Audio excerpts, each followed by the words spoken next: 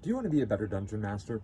Me too. Today, I want to talk about the Hold Your Breath rules in Dungeons & Dragons 5th edition and what I believe is a glaring omission from them, and then what I do to combat that glaring omission. Okay, first, let me go ahead and show you the rules for holding your breath, right?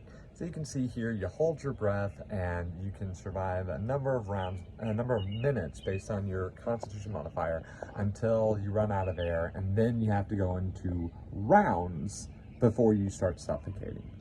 Okay.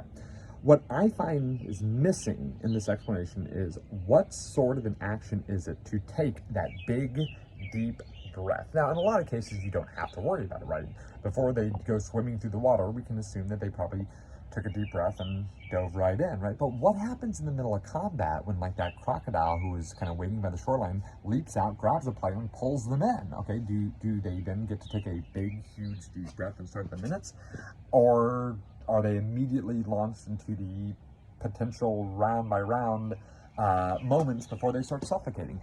Me personally, because I like to increase the tenseness of the situation, I rule it this way. At the start of your turn, you can choose whether to hold your breath or not. If you choose to hold your breath at the start of your turn, it's a free action, but then for the rest, until the start of your next turn, you are considered to be holding your breath.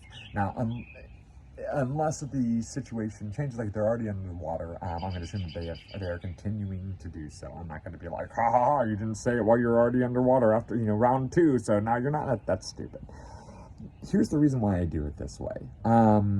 One, it's very similar to the averting your eyes or averting your gaze mechanic when dealing with like Medusa or basilisks.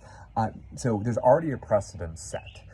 Number two, it can make encounters with amphibious ambushers to be a lot more tense, and I want combats to feel tense. I still want them to have the ability to kind of get themselves out of it. That's why they have a couple of rounds at least to maybe break the hole and swim back up to the shore.